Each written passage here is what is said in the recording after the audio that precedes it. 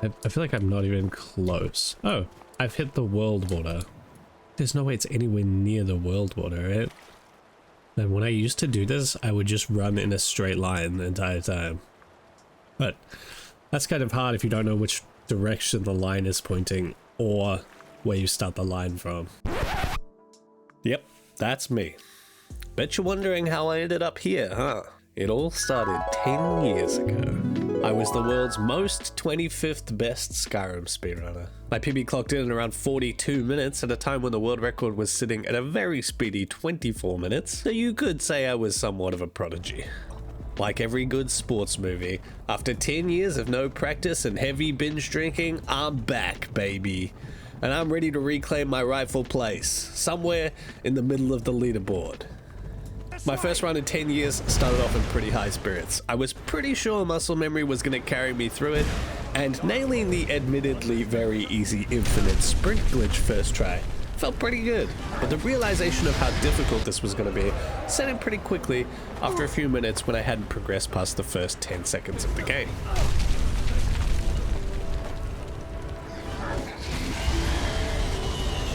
After 7 minutes of tech issues, I couldn't remember where to clip out or what to clip with, but through perseverance, anything is possible.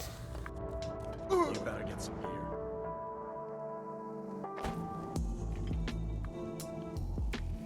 Being 11 minutes behind on the first split is about 11 minutes slower than I expected, but there's still plenty of time to save, don't worry.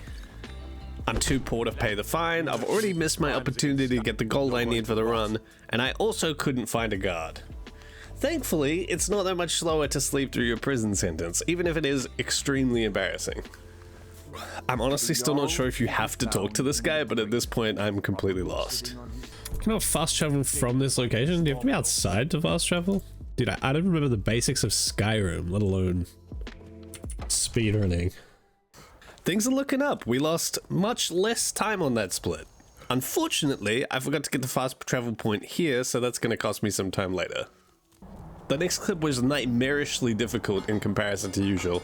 I remember it being hard, but usually in Skyrim, if you know what you're doing, you can just glide through walls like butter. In this case, it really feels a lot more like gliding through, I don't know, walls.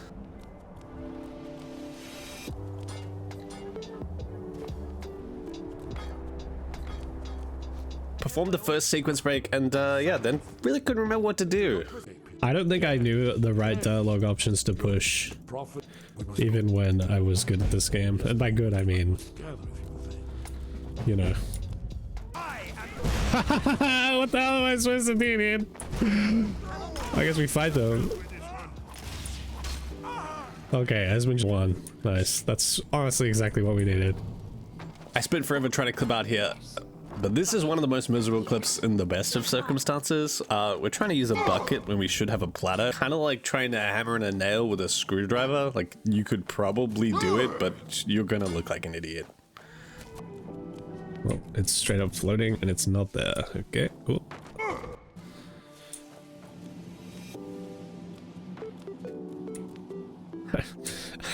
It is so broken. What the hell, dude? Let me in! The cops showed up, so we booked it out of there after a few more attempts. Turns out this place is pretty small, and that clip wouldn't have saved much time, but I didn't know that, so we spent like 6 minutes trying to go through the wall instead. After waiting for Esmond and Delphine to chat for a bit, and accidentally getting myself locked out of their dungeon. Oh man, they're already down there, that's huge. You see, right here, Skyhaven Temple. But I'm not in there! Remember, I'm pretty sure I'm not supposed to do any of this, so it's time to go look for a big wall that teaches me how to save the world. But first I have to steal more gold so we can afford the car to Markov, since I missed the gold all the way back in the beginning. This is only the 5th split, and I've almost hit my PB time. Never been to Markov? Some say the word really don't work. Stop right there. It's a Skyrim, dude. I'm going to check. I've got one. There's something going down. Not really our problem. Skyrim's only jumping puzzle. Not sure why, but I was obsessed with this while I was thinking about making this video. This is basically the only part of the run I could even picture in my head before I opened the game. After trying to touch the wall a bunch and waiting for Espen, I eventually realized something is missing. I explored the wall area for a bit looking for a sword I need to kill Alduin. I finally realized this isn't a casual Skyrim playthrough despite looking exactly like one, and go back to the wall to find my missing piece. You know, you gotta admire the commitment this lady has to her community.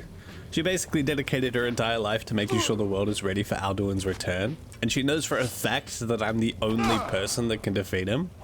Yet when I take 5 gold from the stable boy, she's willing to whip out her sword and beat me to death with a flat side, dooming us all. Okay. So that's the problem moment. It's 9 gold, brother. Who even knows? One's mine. Ay, ay, ay. This lady, man. It's 5 gold. Just chill. Well, I paid my bounty and now everyone is my friend again. In case you've forgotten, this is a speedrun, and even though I project nothing but confidence, this wasn't actually supposed to happen. We're well over my PB time now, and we're probably about a quarter of the way through, which isn't good news because this is actually the part of the run that I'm best at. Everything's working again and we managed to unlock the secrets of Alduin's defeat. We know we need a special shout created by ancient Nords that makes dragons fall from the sky. If we go talk to the Greybeards and Parthenax the dragon to work out how to do it, they actually don't know, and they'll tell us we need an Elder Scroll to open a little time window. Since it's a speedrun, we're just going to skip going back to these little cuties and grab the Elder Scroll ahead of time. If you thought things were going poorly up until this point, hold on to your helmet because it's about to get real desperate. I traveled to Solitude with the cart again because I forgot to grab the waypoint the first time, and wandered out into the middle of the ocean to start looking for Cygnus. This feels so wrong, dude. I don't remember any of this, actually. What do I do if I can't find this place? I check every rock and that can't be right, dude. I feel like I'm not even close. Oh, I've hit the world border. There's no way it's anywhere near the world border, right? After more than 20 minutes of searching, it's safe to say I felt pretty defeated and I needed a break. So I had a nap, and it came to me in a dream. To get to Cygnus, all I need to do is fly around for a bit and then all of my teeth will fall out. Wait, no, it came to me while I was lying in bed thinking about every embarrassing thing I've ever done. Turns out we're in the wrong city. It's bittersweet to reflect on the loss of all that honed skill and the hundreds of hours I invested in practicing my Skyrim speedruns. But there's still a comforting realization that every moment spent in the game was a moment of pure enjoyment. Time, after all, exists not only to be optimized, but also to be savored and enjoyed. In the end, while the competitive edge may have dulled, and the memories are no longer so vivid, I still look back on that time in my life as the happiest I've ever been, reminding me that sometimes the true reward lies in the journey itself. I wish I could properly describe the euphoria I felt after finding this place.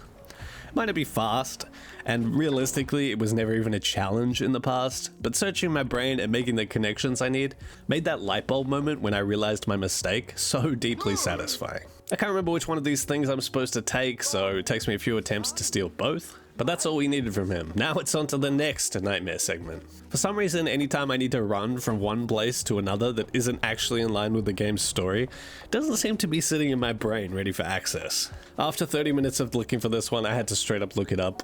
I watched my old run and I really never got close while I was looking for it. I was remembering some of the landmarks, and at least I started from the right city this time, but that's about it. After fumbling around with the easiest clip in the game for a few minutes, and doubting everything I've ever believed, we're through. A little bit of button mashing that I basically remember. We grab the Elder Scroll and start trying to power our way through one of Skyrim's most notorious features, the horse climbing. Thankfully, I quickly remembered to travel over to Helgen, Riverwood, and start the climb from there because I was confused for a minute about where to go. After brute forcing my way up the hill with Skyrim's horse physics, I forget to park my horse in the right place, so it's gonna run away and completely screw me. But hey, at least I get to waste a bunch of time on a clip that I didn't need to do at all. So after grabbing the Clear Skies shout we'll need later, and finally reaching the throat of the world the old-fashioned way without a horse, we can finally meet a friendly dragon. We can use the Elder Scroll we grabbed earlier to open the little time window and learn Dragonrend from the ancient Nords. Then we beat the heck out of Alduin, send him to Sovngarde. Now we actually have to get to Sovngarde ourselves to beat him again. Thankfully, there's just like a hole in the ground that takes you there, but the only way to find the hole is to travel by dragon air. The next part of the run is honestly really boring, even if you're good at it, which, as you can imagine, I am not. You basically just travel around and talk to the leaders of Skyrim to organize a peace treaty. Even when I was quote-unquote good at this run, I would still just usually try to ignore saving time and play 20 questions with chat instead. Anyway, after that, we summon our right Odaving, dragon rend him, and put him in a headlock, bait him into taking us to Skull Duffin, which is where the hole is. We're supposed to do my favorite trick in the game here and use a bucket to fly all the way up a cliff and run straight into the hole. But it turns out in one of my save and load fumbles, I lost all the buckets I picked up, and I just don't have the equipment we need to fly to the top. So for about the 4th time since we started the run, I'm gonna have to make up a completely random backup strategy on the fly. Anyway, the dragon's super mad at me, but I didn't want to go inside, which is what you're supposed to do, so I figured there's probably a way to parkour around the cliff using Skyrim's janky climbing physics. And we eventually wiggled and paced our way back and forward, sliding around the jagged rocks and snowy cliffs all the way to the top. After losing an embarrassingly easy fight because I forgot you could use a sword, and even when I whipped it out, I forgot I had used all of my sword charge beating up a dead Alduin. I'm pretty sure I'm just soft-locked here if I can't beat this guy, but it turns out if you hit him, you can win. After inefficiently chatting up my friends here, we go outside and we're ready to smite the worm. So that's how you beat Skyrim 3 times slower than you were able to 10 years ago. As the sun sets on my Skyrim speedrunning journey, I can't help but feel a mix of emotions. Sure, I may not have reclaimed my former glory, but in these past hours, I've rediscovered the thrill of the challenge, the camaraderie of the community, and the sheer joy of immersing myself in this fantastical world again. Despite the setbacks, the missed clips, and the countless fumbles, there's a certain beauty in the imperfection of it all.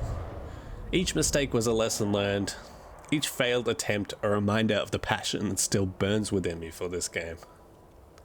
And as I stand here, overlooking the vast expanse of Skyrim, I realized that it was never about reclaiming a spot on the leaderboard or breaking records.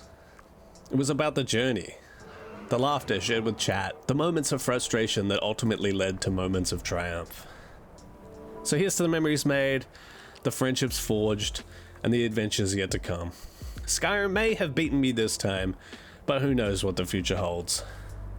For now, I'll cherish every misstep, every unexpected turn, and every cliffside I awkwardly scaled in the pursuit of victory.